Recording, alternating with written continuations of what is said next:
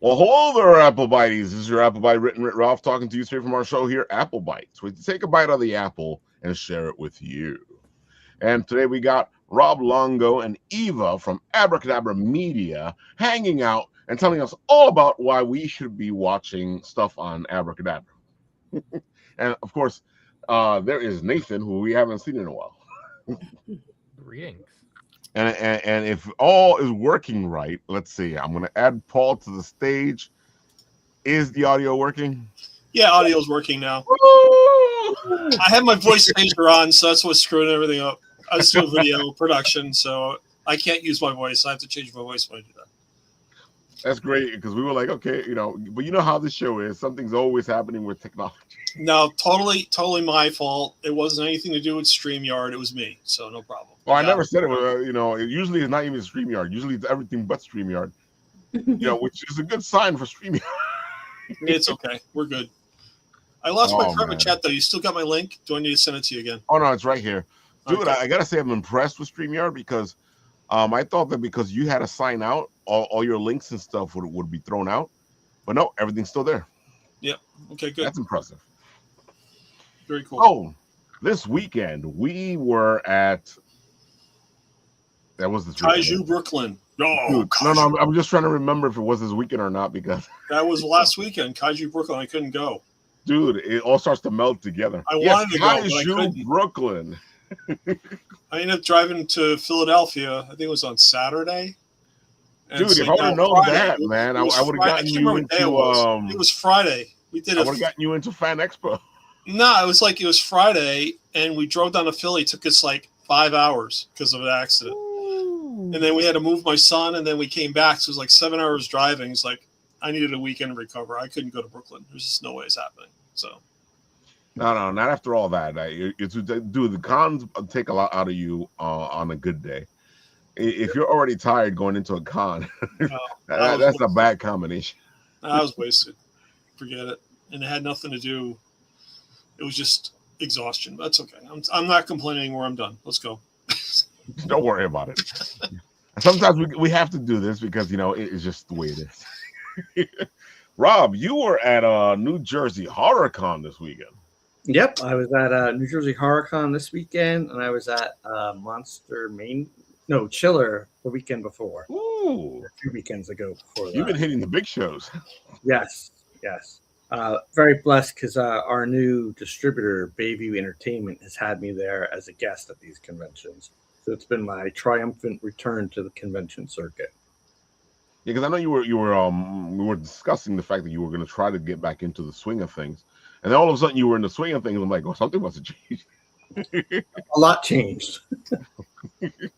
Which is why we have you on the show, because you're here to talk about a lot of stuff that's happened. I know Abracadabra is leveled up a little bit. So you know what? Why don't we jump in and you can start explaining things. Both of you guys, go for it. Sure. Eva. Eva. Do it. We are both today. Eva, Like, this is not nap time, sleep time right now. First happy anniversary, because Abracadabra was an idea a year ago. Whew. And now it's time flies. Yeah. And now it's a full streaming service, both on its own website, abracadabra.media, but also as a Roku app. So you just download it off of the Roku Marketplace. It's free with ads. Without ads, it's $4.99 a month. How do you get involved with Roku? Is that a hard process? Then involve us. Yeah. Yeah, so they got word about what we were doing through social media and everything, and we got invited to have it as an app. So they helped develop it and everything, and here we are. Oh, okay. Is it usually that simple? Because that sounds like a little more luck than simple. No, of course, no luck. It is our performance. Right.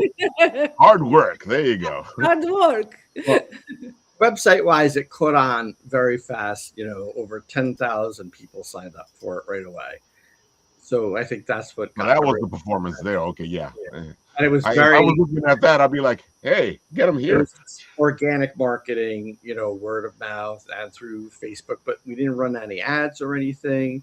and it just spread like wildfire. It was fantastic. It was great timing. One of those rare ideas, because I have I've talked about it before, like a stack of notebooks filled with ideas.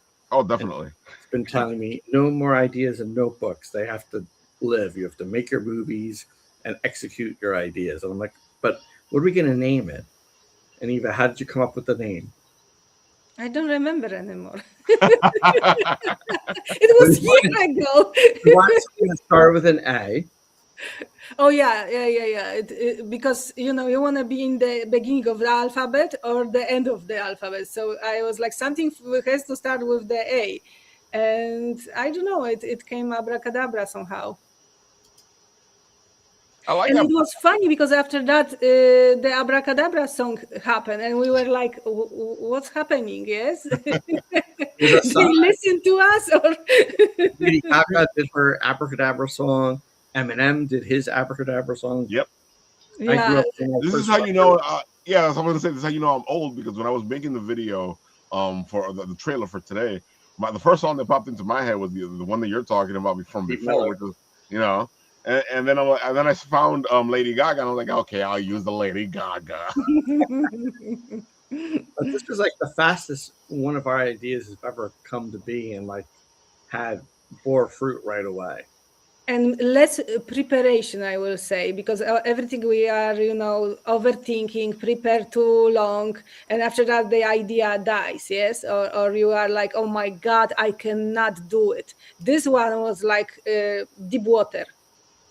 But that's how it usually is. Sometimes, we all know this in the creative process. What ends up happening is, as creatives, we tend to overthink things because, sometimes we think that it has to be perfect in order to be what it needs. No, sometimes. Always we think has to be.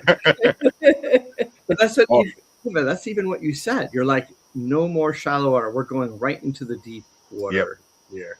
Yeah. And that's exactly what we did. And we're in deep now, which is great. What I like about this is that you guys were thinking, because I know one of the things you were thinking about, Rob, is that, I'm making my own movies. I want to find a place to put my movies on, and I think that's what makes this so great, is that you're looking at it from that angle, and now you have this platform where indies can come to you and get their movies on a platform and see. Yes, and we are welcome to get new indie movies to our streaming service. So if anybody has a movie, any genre. Originally, we were going to do horror, fantasy, and sci-fi, and then you changed it. Okay. Yeah, we changed it for two reasons. One, because we didn't want to limit ourselves, and then we signed a distribution deal with Bayview Entertainment, not only to give our movies to them, but they gave us an initial seed of nice put on Abracadabra. So right away, we rocketed up to over 250 movies on Abracadabra, which added a lot of legitimacy to the whole thing. Yeah, because now you have this whole library ready to go. Every genre, from comedy to romance to action, thriller, dramas, documentaries, classics, horror, sci-fi, fantasy. So you take anything, as long as it's pretty good. Even if it's not. Well, it's kind of hard sometimes to find a place, especially as an indie creator, where to get your stuff seen. That's the whole thing. What usually ends up happening as an indie creator is that you try to find award shows so that they can look at it, and maybe you will win an award or two, and now other people are seeing it. Then the word of mouth starts to happen. That's a lot of work. Well, I mean, every filmmaker wants that legitimacy to have their film be seen, number one, and number two, hopefully make a little money off of it. I think Abracadabra solves both of that really well for, independent filmmakers. I definitely agree. I feel like that's what you want, that's what you need, and it kind of like because I've helped you with your indie films, and I've helped a lot of other people with their indie films, and it's a process and a half. A lot of the times, films don't even I've seen films completed and never seen. That's totally true. Yeah, that's the most horrible one, is when they're actually finished and nobody ever sees them. Yep. Well, so many filmmakers, they concentrate on making the film, but they forget there's the business side of it, that you have to know what you're going to do with the film once it's finished. Yeah. What's the distribution plan? What's the marketing plan? And that's changed all the time because it is like world change. So it's nothing the same like 20 years ago or so. If you have a break with creation of the movie and right now you want to go to the market, you are like, oh my God, I need to learn marketing right now, how to get there, how to get the distribution deal. Definitely. And it's kind of, like you stuck and you have to, really browse around to see how to get your movie and to the distribution deals, and it's really hard. It is right. So we make it easier.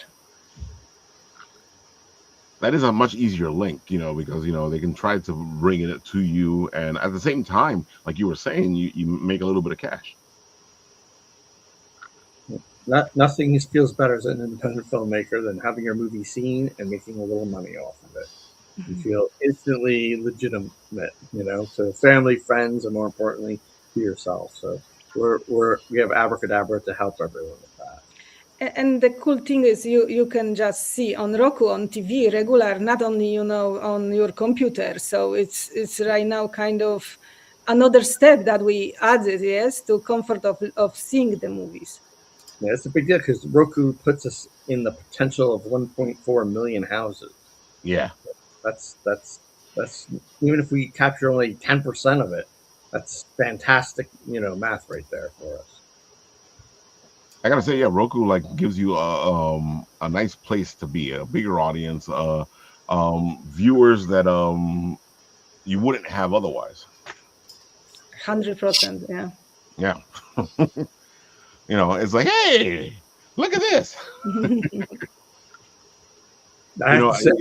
Cool. You go to the Roku marketplace, you download Abracadabra because it starts with an A. It sits in your apps as the first one. It's AB, and then you click on it, and the Abracadabra splash page and sound comes up, just like some of the other streaming services. And it's like, whoa, this is now for real. It is a good place to be, and then it's AB, so yeah, it's we nail it. And I gotta say, when I'm looking for your stuff on social media, it pops up pretty quickly. Yeah, the cool thing about the Roku part of it is that within the app we have SEO stuff for every movie, every director, and for ourselves that automatically populates search engine optimization. Oh, that's great. On all them, on Google, Yahoo, and the other Microsoft one I can't remember. So, yeah, really, that's like half the trouble there. And then the fun part is through the Roku app, we also have a live stream, so we can program it like an actual channel. Like Saturday can be like zombie movies if we want. Sunday can be like all action. Monday melodrama kind of thing. And we haven't really touched on it too much, but going forward we will. Yeah, right away. Look at that. Yeah, it looks cool. I'm excited. Right away, you're looking at stuff here. I was like, what do I want to watch? Yeah, you have plenty to movies to watch right now. I think it kind of helps you out as well, that it's not just horror, sci-fi, and because it gives you way more to show off on the Abracadabra itself. Yes, and not only horror creators had the problem to launch their movies, so yeah. We were like, we don't want to limitate because we know how bad it is when you create the movie and after that you have movie in your couple of DVDs stuck in your closet and that's it, nobody see it. So how is this being received when you go to the conventions? So it's twofold. We go to the conventions. One, we're contacting other filmmakers there to put their stuff on Abracadabra.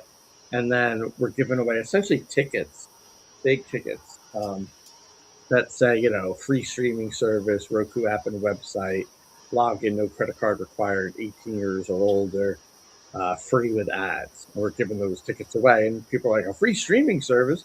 Awesome. Just this past weekend, we had like 82 signups. The weekend before, we had like 67 signups just from the weekend. We were only there 2 days this weekend and 2 days at the other convention. And it really was only a day and a half because Friday is like a half a day anyway. So, has this slowed down your movie making ability, or, because it's like having a bunch of hats at the same time. It is a lot of hats. Thankfully, I'm not alone because I have Eva, and it's slowed us down. I'm not gonna lie. Abracadabra took off so fast that it's taken over. Yeah. Everything else. Yeah. But that makes sense. We're getting unimaginably wonderful results, so it's easy to lean into it. We will return to filmmaking. We have a film in the works. We'll hopefully start shooting in August.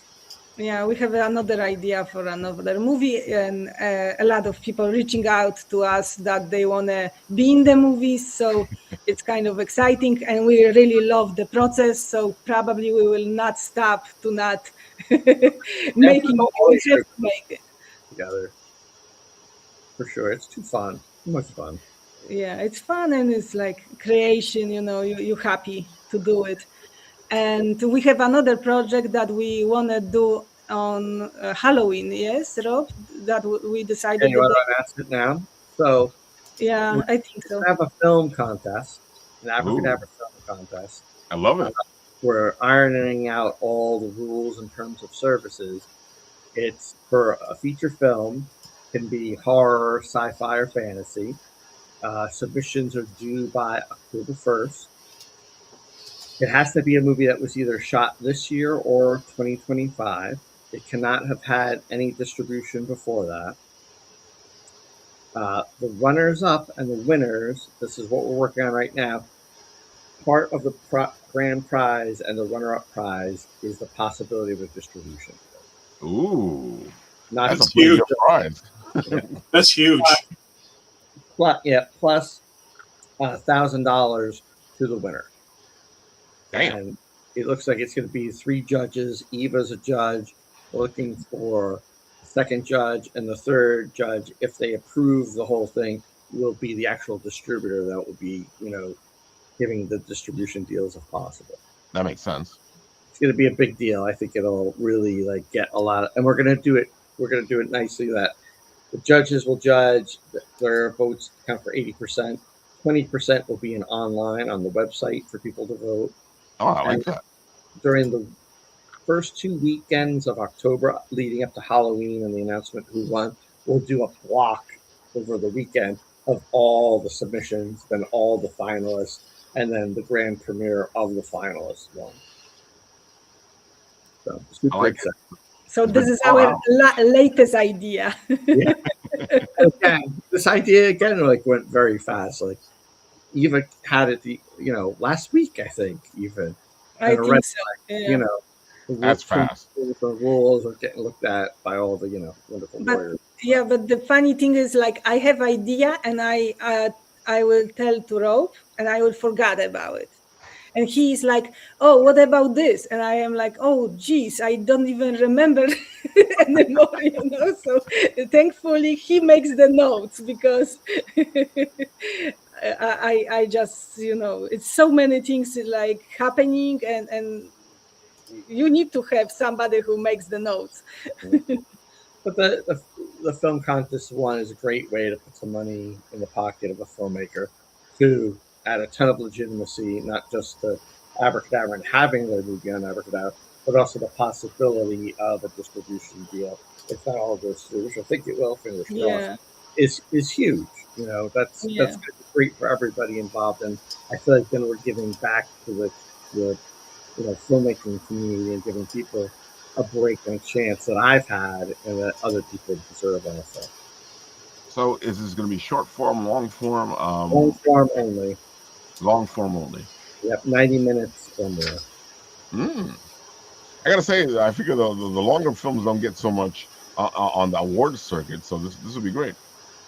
Yeah, I mean, shorts I think have their place, but the thing is, when it comes down to it, it's very hard for the distributor and even the streaming service to monetize a short. You even look at YouTube. What is YouTube's big announcement this year? That we are TV, and they are rewarding long form stuff over short form stuff. Subscribers, view count doesn't matter as much in the algorithm as a long form thing. Why? Because they can populate it with ads and monetize it easily. What constitutes a long form, Rob? How long does the movie have to be to 90 minutes or longer. Okay. Probably we would make exceptions if it was like 85 minutes, 88 minutes. So there's always a way to stretch out the end credits and stuff. So. Yeah, they put commercials in, don't they? Because TV shows, right? They're actually not an hour long. Yeah, I mean, you watch a movie on Tubi right now, and there's like 24 ad breaks. Yeah. Oh my goodness, yeah. Dude, you watch stuff on freaking Facebook now, and you're watching a small little video, and you get like 10 ads in that one small little video, and you're like, dude, come on, let me watch the video at least. That's what I was watching. Like, what was I even watching? That's why I dumped cable, because it's just like I was watching movies at night, and it would start at 11 and wouldn't end till 4. Right? An hour and a half movie, they stretch it out to 5 hours. And how many breaks you need, yes? Now, Abracadabra does have ads. It's free with ads. Right now, we're going to limit ourselves to 2 to 3 pre-roll ads only. We probably will do mid-roll ads, but again, we will limit ourselves probably to only 2 or 3. I think that's when if you get the advertising in ahead of time and then just let people watch the movie, that's pretty. That's a good trade-off. I think from me as a movie viewer and a filmmaker, I don't want my movie interrupted by a tampon every 5 minutes. Yes. Come on, and every 5 minutes there's an ad. No, I say that now though, but when the money's on the table, we'll see what we decide. But like when Hulu first started, and they first put that ad thing in, it was like 3 ads in the beginning, and that was it. Yeah. And now they changed it ever since, like you said, when the money's on the table. I like the fact that you're kind of like trying to make it an experience where you're watching the movie, and of course you can also do paid, which will take the commercials off anyway, right? Yes. Option, folks. Option. Yep. But we, in the beginning, early on, we tried to do a subscription plan. And the plan was that if, filmmaker X submitted their film, they would get a coupon code for production. I remember. X. Mm-hmm. And anybody who used that coupon code would get a half, 50% off the subscription fee. But that production company would also get part of that subscription forever. Right. Even if they didn't watch their movie. But again, that's like a marketing thing. You're asking filmmakers to become marketers and promote Abracadabra and their movie. They barely can promote their movie as it is. Yep. So I can't expect them to promote a coupon code, even if they directly get paid for it. So we went to let's just do ads. And, we learned a lot in that process also. How does that work for you, Rob? Does Roku provide the advertisers to you, or do you have to actually go out and get advertisers for the channel? So Roku does not provide the advertisers. We learned this in the process of doing it recently. There are companies, ad serving companies, that serve the ads to the websites and streaming services. Usually the streaming service pays the ad service, and usually the ad service is also paid by the ad agency that shoots the commercial. So a lot of middle people. Yeah, we're not big fans of middlemen at all. So I own a production company of 20 years that has done client video services, has done every type of commercial and ad you can imagine. So 2121 Productions shoots the ads. We now started our own ad server. We have an ad server in New York City and in LA that serves the ads up to our Roku streaming service. So on the website or the Roku app, videos on demand, an ad will start up before you even watch the movie. During the channel, our Roku channel itself, there's an ad before every movie now, and we're the ad server and the ad provider. That's great. Yep. Because now again, you're getting rid of the middleman and you're taking care of the whole thing yourself. And that way we can curate what kind of ads really go on there and have better control over it. And who knows our demographic better than the owners of Abracadabra? So we can get ads, and get clients, that fit, our brand essentially. You would know who works or what works with where or what's going on. Yeah. So now we're, become a video production company, a streaming service, and an ad service. Ad service since when? Yesterday? Since yesterday. Yeah. We have our final approval from Roku and everything that it worked, and it went through testing, and it works right now. But again, it makes sense, and like you were saying, a lot of these people who do put their movies out there, it's the same thing with creators and comic books and everything. They don't know how to sell their own stuff. So it kind of makes sense. I gotta say, being at the conventions, there's always that one vendor who sells comic books, like horror comic books and everything else. Gotta say, I'm still amazed by how many comic book creators are getting movie deals. Yeah. I really, really wish I had done the comic books before the movies, but that'll come too. Well, in due time. It's on the list of things to do. It's one of the things we've been learning is that there's a lot of people who have started comics because they're trying to make a movie happen, or they're trying to make something else happen, and they figured that it's the shortcut to do the comic because you have something to talk to people about, because now it's a little easier supposedly to get a comic book out there. I'm not sure how it's easy.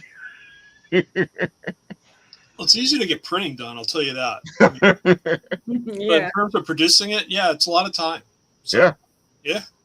I mean, the thing that always had stopped me is I'm not an artist. I'm a writer, but I'm not an artist. So I would need an artist to team up with me to get it done. And that, that's been a relationship that has eluded me for a while. So I tell everybody, I'm like, if you don't want to make the movie first, make the comic book. If you don't have an artist, then write the book first. Yep. Yeah, because each one works. Each one works for you. Each one does what it's supposed to do. It gets it out there. There's no barrier to entry but your time. The comic book, you have to write and do the art, or find somebody who, does the art or writes. And movie making is like a whole, army of people that you need. So, book comic book. Be done. Yeah. Or you can follow in our footsteps and just do movies. Do it all yourself, folks. Come on. But I think what ends up stopping creatives, which is exactly what Eva was saying, is that it all stays in the notebook. It never happens. It doesn't go out there. And I know a lot of writers who have written stuff and it's still in their notebook. They haven't done anything with it. You know what, too, I learned, and I don't know if there's like a psychological name for it, but people who have a lot of creative ideas, they get a dopamine fix on creating the idea. But then when it comes down to the nitty-gritty part, they lose interest. Yep. And looking for the next dopamine hit, which is the next creative spark. And they'll do the pre-production part of it, but never follow through with any of the nitty-gritty stuff. And like right now, even I are in deep the nitty-gritty. The ad server stuff was like learning like a whole different language, from pre-roll to VSAT tags, to CDNs and everything else. Like I know more now about ad serving than I ever thought possible or wanted to know. But again, it's like the nitty-gritty. There's no dopamine hit in that. I would love to just sit at my little creative desk and bang out fun ideas and explore them and everything. But there comes a time and point where you just got to execute it and get it done from beginning to end. But we have it like 4 or 5 movies that we could make it, yes. But the thing is, like, you feel really discouraged when you have a good movie and nobody can see it. So we hit that moment, like 2 years ago, that the system changed, because when Rob in 2002 he did the Vixens. Yeah. It was different, than right now. So right now, if you didn't give the title to your friends, they couldn't find your movie because it was no there, So you don't want to create only for yourself. And you were helping us with the husband.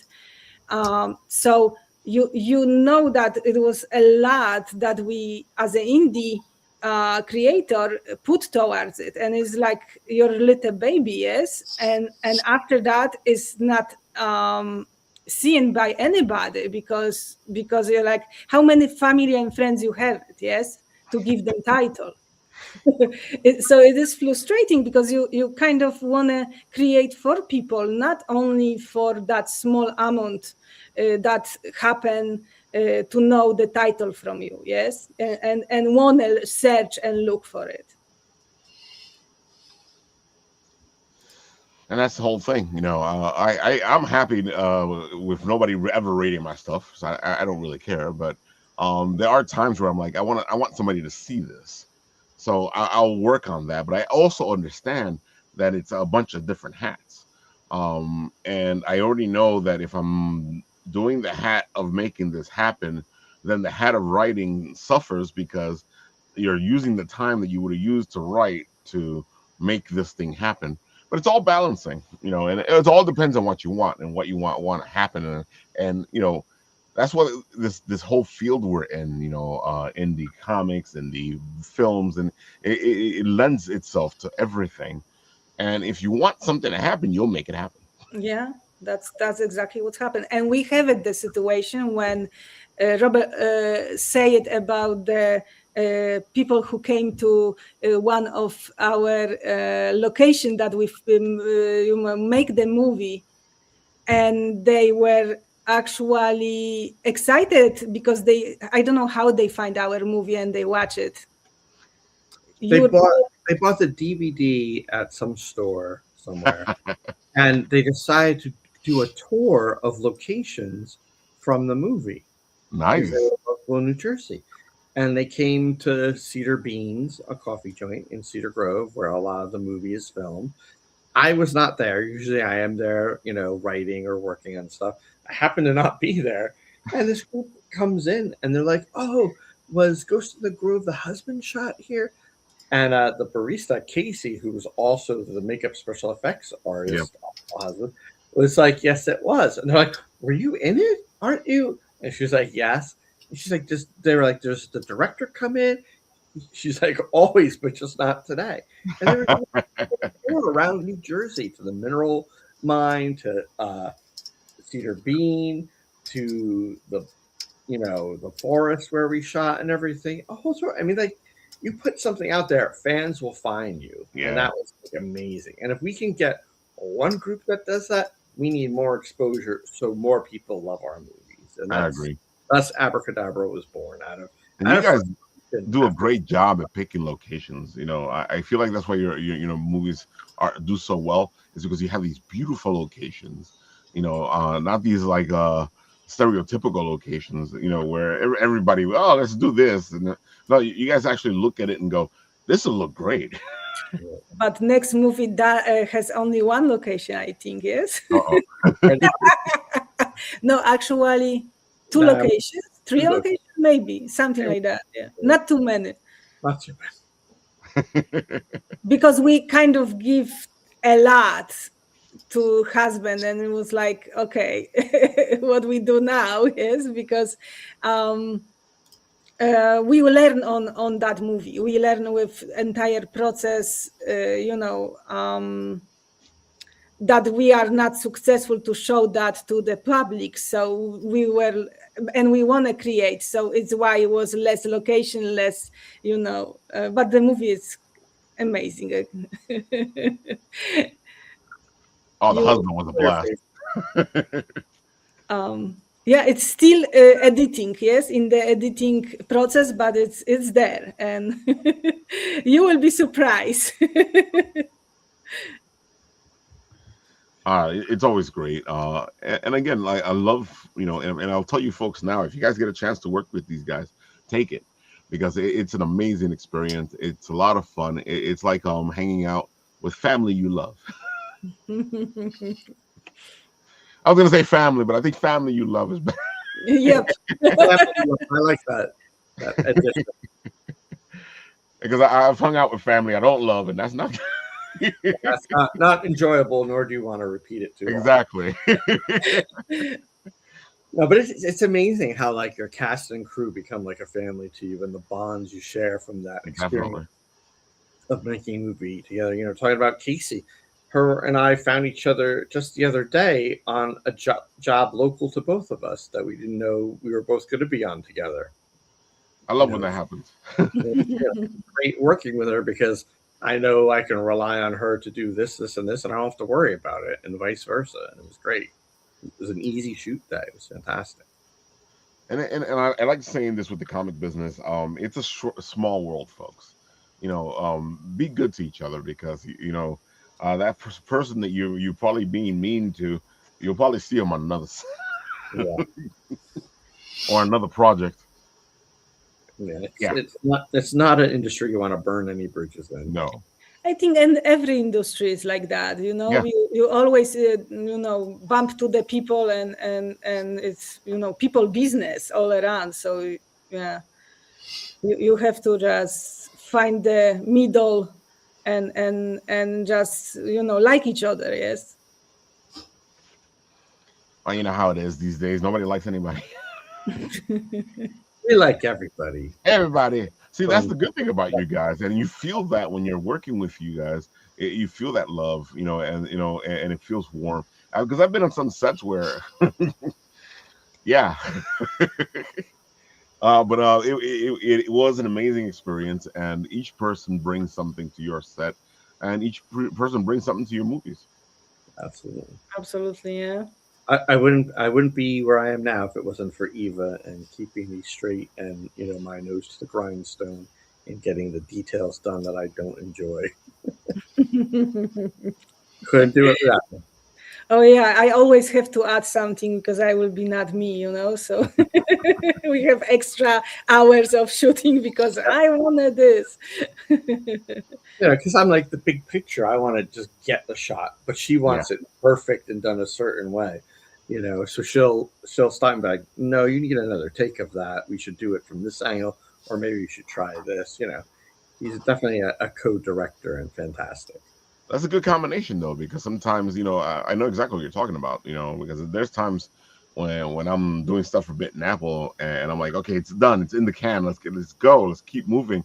And then somebody will be like, Ralph, wouldn't it be better if you did this and this and this? And I'm like, Ralph, that lighting was really bad. Exactly. You really had to redo it.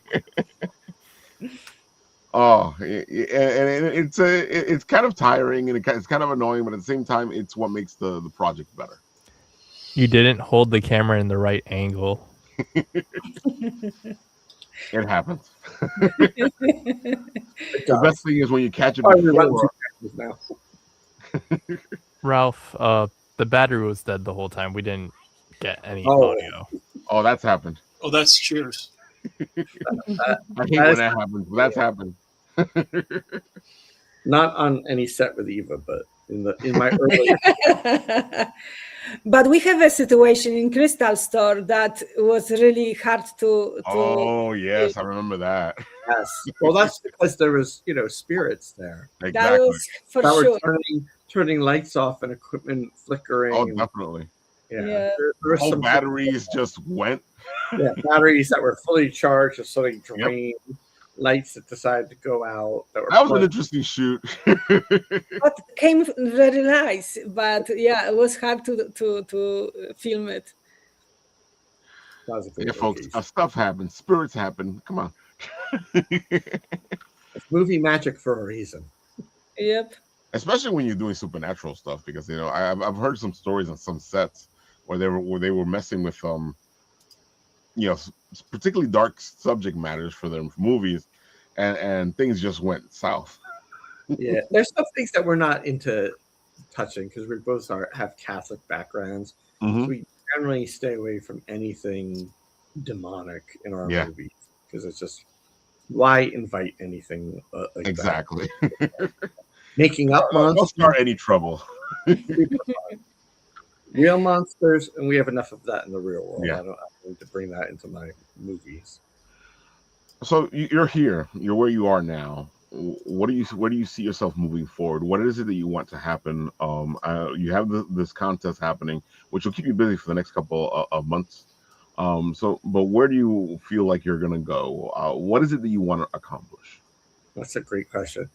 I think we want to accomplish that Abracadabra has a reputation for being a home for independent filmmakers and fans, where the fans get entertained by good stuff that they normally wouldn't have seen, and the filmmakers themselves get paid, and make decent money that they feel legitimized and want to make more money and more movies. Yeah, exactly. That's really where we want to be. And then after that, Hulu, Disney, Netflix can buy us out so we can retire. I don't think we will sell it.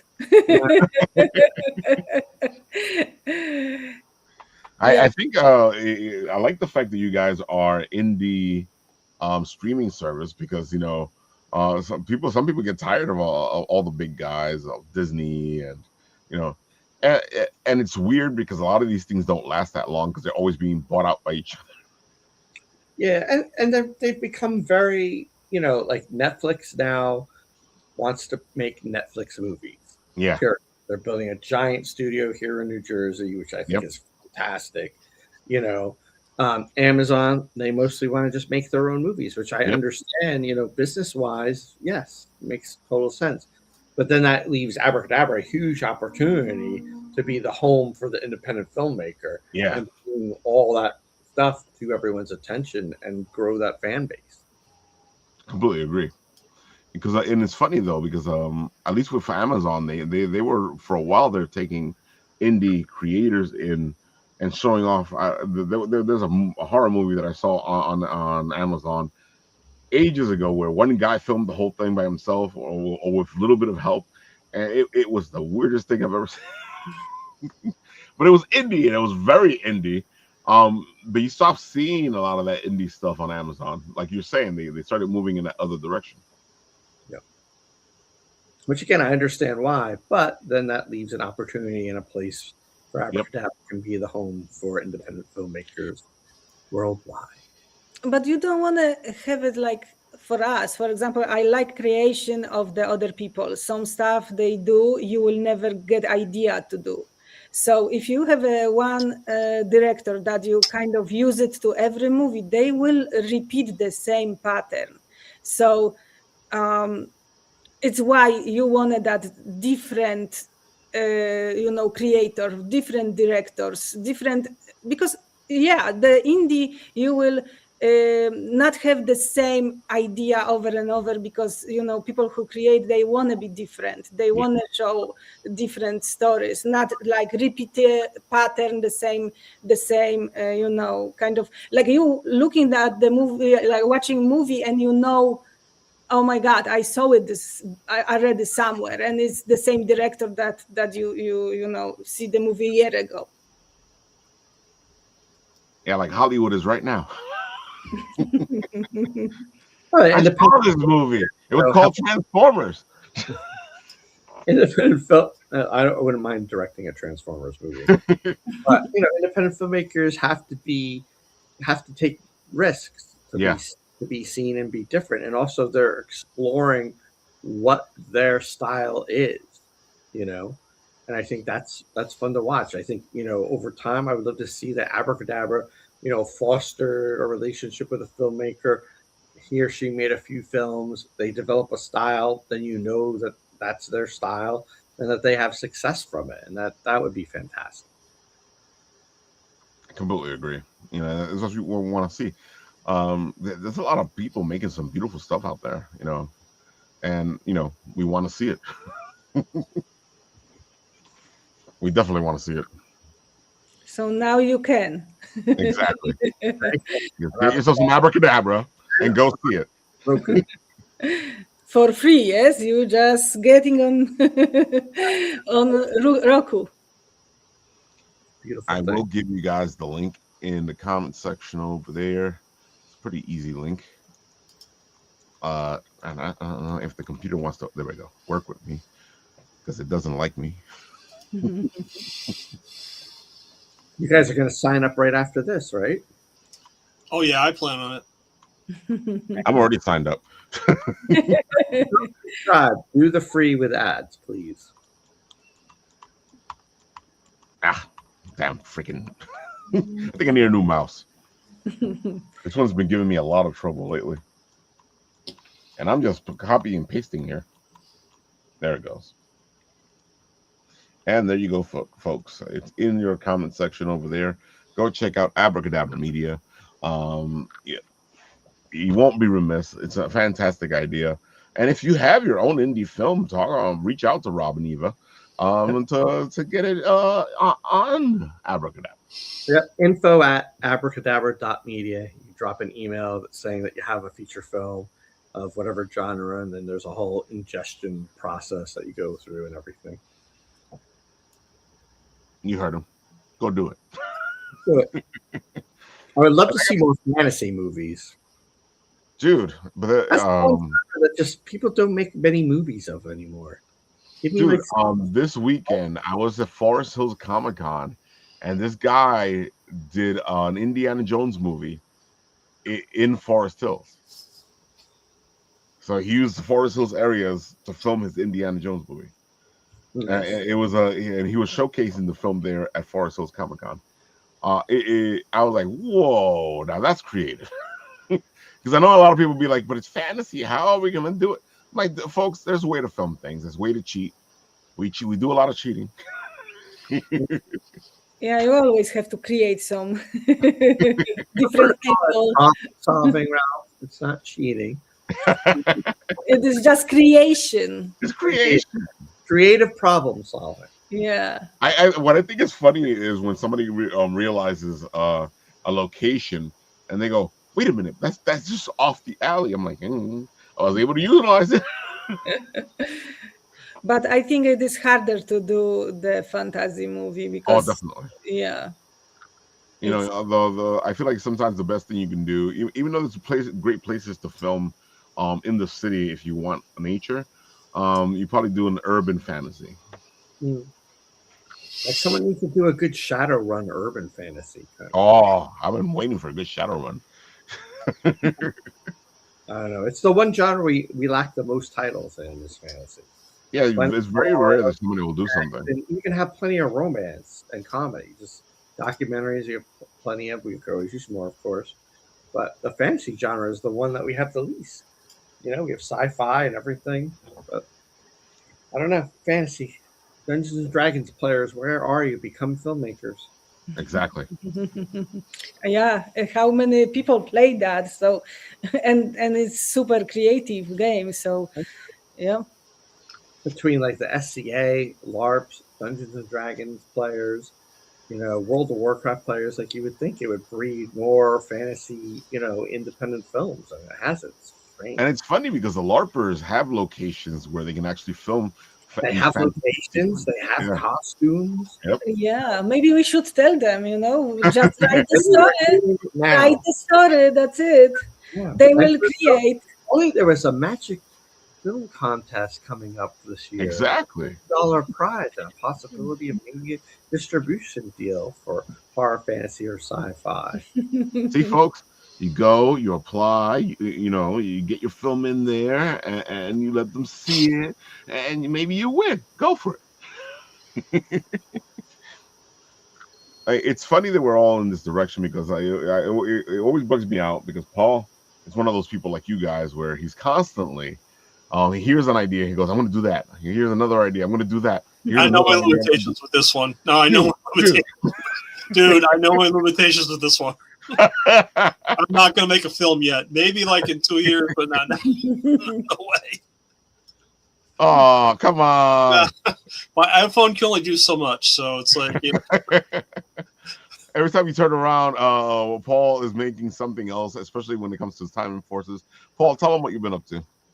Yeah, so we're really excited. I have the preview issue of the first look of Time Enforcers episode 2, Flying in the Crown of Storm, available for download. So it's on our Instagram page. If you want to click that link for learn more, or just the link in the bio, you can actually download the preview issue for free. I just need an email address to get it, and then you can have it in your inbox. It's a lot of fun. It's 12 pages total. It's actually the first 8 pages of the book, and it's full color, and it looks really hot. So I'm really excited about this. It's a lot of fun.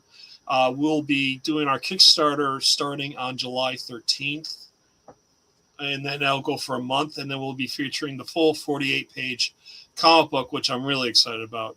We're building this up to be a big crescendo. This has been a long time in the making. I originally came about of this project because I was working on the video game for episode 2 and realized that I had to do a bunch of cutscenes in the video game. And because of the limitations of the program, the app stores and everything, I had to essentially animate everything. So I said, if I'm going to animate everything, I might as well make a comic book. So that's how this idea came about. So working on the comic book, it's turned out great. We actually are, in our Kickstarter, will be featuring 5 variant covers by renowned artists. The Saint Angel Lopez. We're going to be featuring Chris Madd. We're going to be featuring Keith Williams. We're going to be featuring Will Torres, as well as Angelo Concepcion III. So we've got 5 artists that we're going to be featured as variant covers. I'm really excited about that as well. I mean, I've met so many people over the course of the last year and a half at the different conventions, and I've asked a lot of these people, these creative individuals, to interpret my characters as they would do it the way they want. And that's really how this idea came about in terms of developing the variant covers. And I got 5 really great ideas for the variant covers. I'm really excited about the show off eventually. So once we get the Kickstarter page up and loaded, you'll be able to see what those covers look like. They are a lot of fun, and they're crafted so well. I'm just so excited about that. So we'll be doing the full 48 pages as a soft cover, but we're also going to be offering a hardcover edition as well for the Kickstarter. With that, we'll be offering more games and puzzles, because trying to make learning history fun, so we got to throw some games and puzzles in there. But we'll also be featuring all the art that I've pretty much accumulated over the past year and a half from the artists that I met at different conventions. So we'll be including pieces of their art along with their bios and their names and their contact information. So hopefully people will pick it up and then discover some new artists they may not have seen before, which is pretty exciting to me as well. So this project's just going well. I'm excited about it. It can't go fast enough. I'm just, trying crazy, create as much content as I can and get it going. Our ultimate goal, really, and this is included for the comic book as well, is to make this a education framework for students so that it can actually make learning history fun for them. And so the video game, the comic book, the soon-to-be created tabletop role-playing game is all part and parcel what this framework is going to use. And it's all using state-mandated curriculum.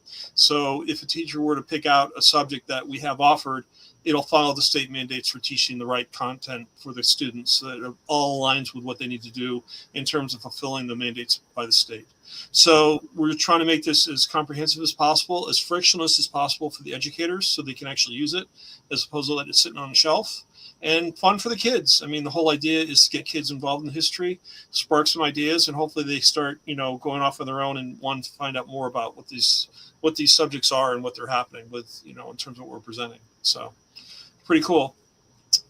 Ralph, just plug in your email really quick, because we're offering the free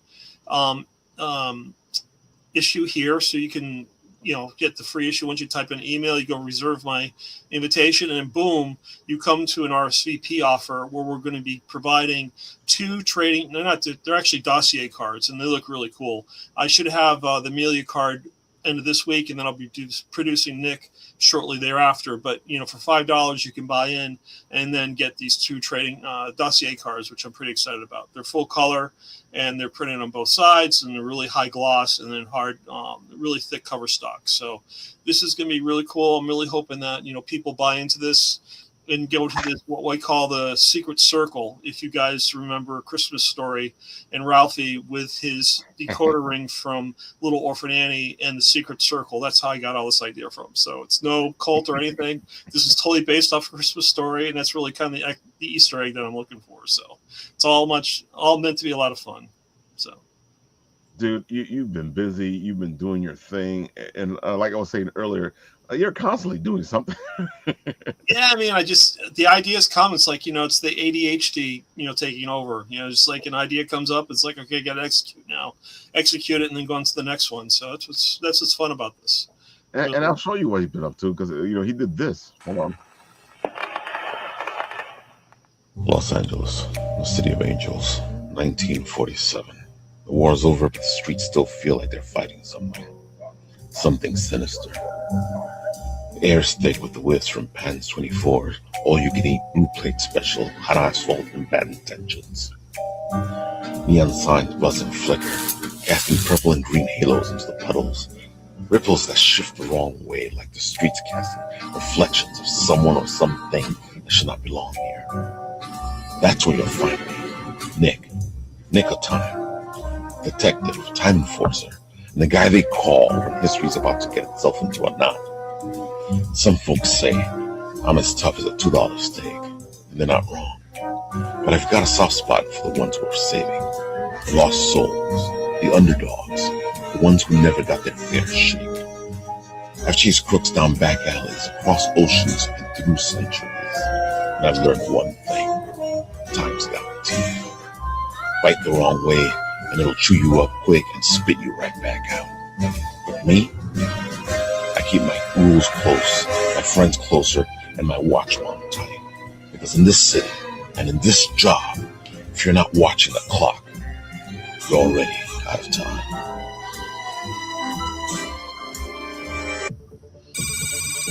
So much fun. You're the one that just posted today, Ralph, because that was fun too. You can see where I did my voice change, which is kind of cool. So you posted, hold on. It's right after the 3. It's the newest one that was put up there today. The airplane after the... Oh, okay. This is the one I was showing before. Yeah. Hold on. You got to play the video, though. It's the audio. It's really cool. It's getting a little doo-doo-doos. Yeah, it's really cool. Here we go. Boom. And here we go. Yeah, that one. Great Scott. So fast, though. Time, nay, our reality is under attack. Tap Learn More to get your free digital comic of Time Enforcer's first look, Flying into the Chronostorm, today. Great Scott. I love it. I just love the voice changer because it makes my voice sound so deep. It's so cool. I hate my voice. So you're going to be showing off a lot of the stuff at Garden State Comic Fest, right? I've got so much stuff to show off. I actually have created keychains. I've created really cool buttons of Amelia. We're doing digital stickers as part of this campaign. It's a new realm I'm getting into. I mean, after talking with AZ and his whole campaign for his book that he produced, I'm getting a digital sticker. So I'm just packing so much stuff. And my intent is anyone that joins this Kickstarter, and funds it, and I get funded, regardless if I get funded or not. I mean, I'm producing the book. It's going to be produced. I'm going to start providing content over the course of the year. So if you get on board with me now, I'll start passing free stuff to anyone that comes on board with me as we go through it, because I really want to create a fan base. I really want people interested in this. I think it's really important. I mean, I presented this at the NJEA convention in Atlantic City in November, and the reception that I got from the educators and the administrators was, we need more of this type of work. And so I really want to try and get this project to a point where I can, get this out into the schools and actually make it a viable product for them. My intention is to get a pilot ready by the fall so that I can start testing with the kids in the classrooms and just see what kind of reception we get, after they go through the experience with it. And so that's my goal. I really want to make this a fun learning experience for kids ultimately, so that they get interested in wanting to learn more about history and then how important it truly is. So Love what you're doing. Keep up the good work. Stop adding stuff. Oh man, I'm just creating a video for Garden State Comic Fest now, so it'll be really cool. I normally do like a static image, but I said this is great. There's like a big hole in the middle. I can just plug a video in. It'd be awesome. That's what I was gonna say, man. You know, you got the stuff ready to go. You might as well do something with it. Yeah, I'm gonna do it, and I'll pass it off to Dave and see what he thinks. So maybe he'll. We'll see. And also, if people want to get your preview book, the live version of it, they can pick that up at Garden State Comic Fest. Yeah, we're premiering the preview, the hard copy, at Garden State Comic Fest in the end of June. So we're going to be there exhibiting. And I just looked at the map. We're actually in really good position on the show floor. We're right at the front of the entrance and just to the left. So when you come in to the vendor section, because that's where we'll be exhibiting, you just go left and we're right in the first row. So it's really cool. So I'm thinking position's going to be great. You know, I have some PA speakers. I'll try to be obnoxious and try and make some loud noises and go from there. So we'll see what happens. People will tell me to stop and I'll probably have to do that, but that's okay. No, just keep doing it, man. And of course, we can't talk about all the beautiful stuff that happens here on Bitten Apple TV without talking about Madame Sorcier's Sacrimony. She only has 24 hours to go. 138 backers, 5,256. Not bad. She knocked it out, man. It's great. I'm excited for her. She deserves it. Oh, she definitely deserves it. That's what I'm saying. Let's get her to 6,150 backers. We got 24 hours. I want her to run our Kickstarter if we ever have one. She's amazing. Dude, I love her so much that she's handling my the art for my Hugbert superhero teddy bear. And you should be seeing that maybe hopefully by the end of the year. Let's see what happens. Hey, tell us about it. What is it? It is Hugbert, our teddy bear superhero. And, you know, I've been working on him now for years. And, of course, here is the Shadow Rabbit piece.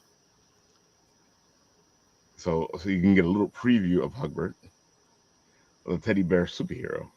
It's cool. Cool. And what I'm working on with Mata right now is an 8-page preview, like a special little side story where you can get a full view of who Hugbert is, so that it can whet the appetites for the Kickstarter. Love it. That's super cute. I love it. And that's what's going to be happening. And of course, I'll let Mata talk about her thing.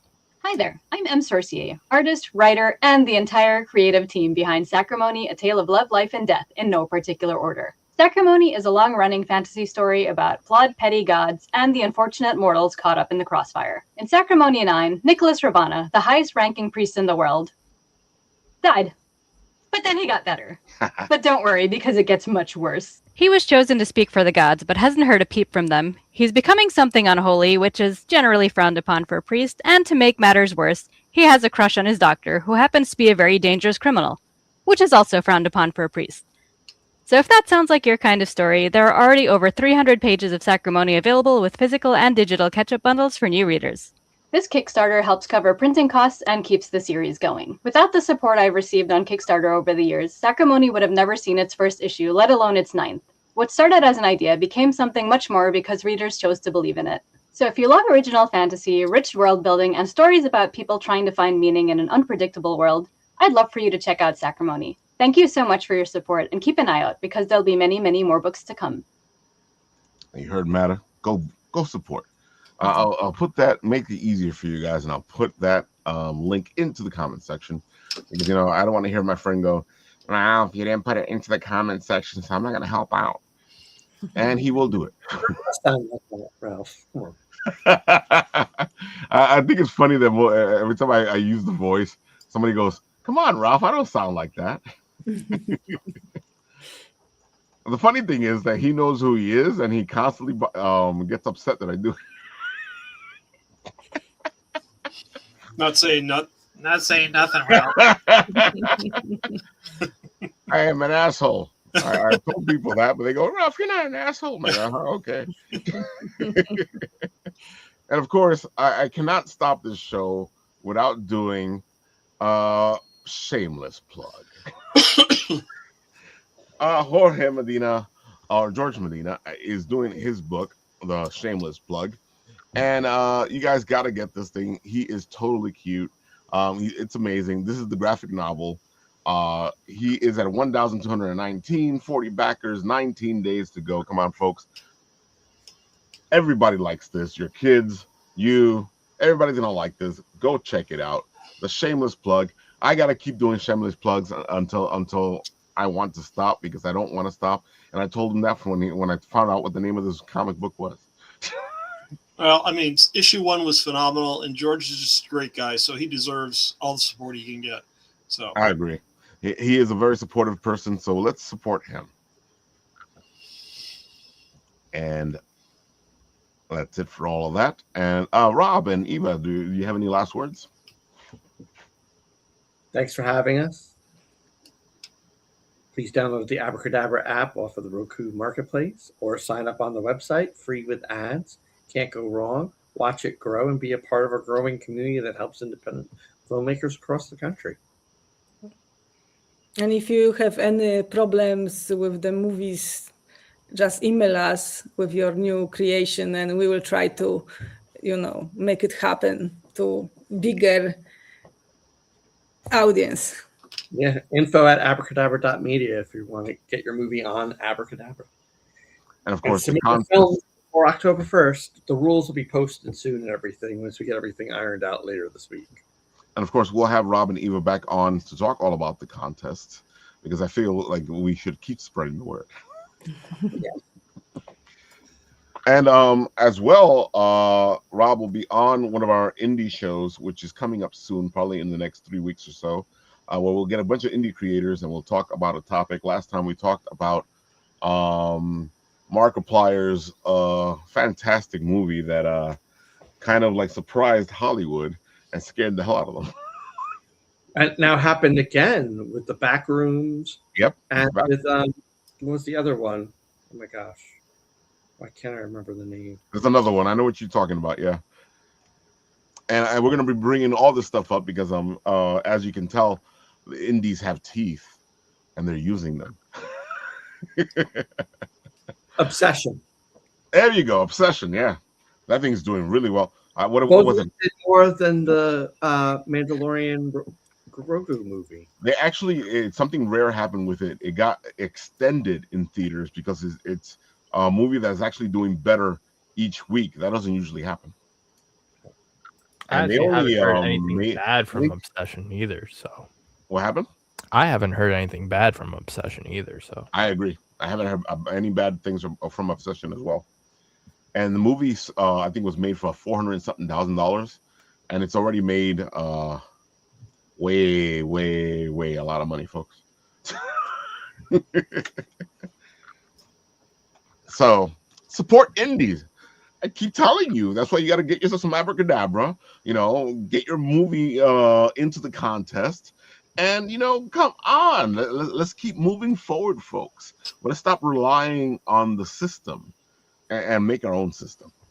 That's what we like Amen. to do. Preaching to the choir there. Exactly. All right, folks, join us as we do a lot of beautiful things in the next coming weeks.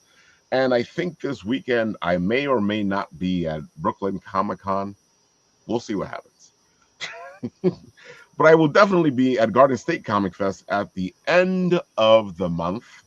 And I'm trying to see if I will be at Undiscovered Realm next weekend or the weekend after. It all starts to meld together, folks. But you'll know as soon as I do. So go ahead, do your thing. With that, I will end this show the way this show ends, which is I press this button over here. If I can find it. What is it? Media assets. What are you changing things around for? And this happens.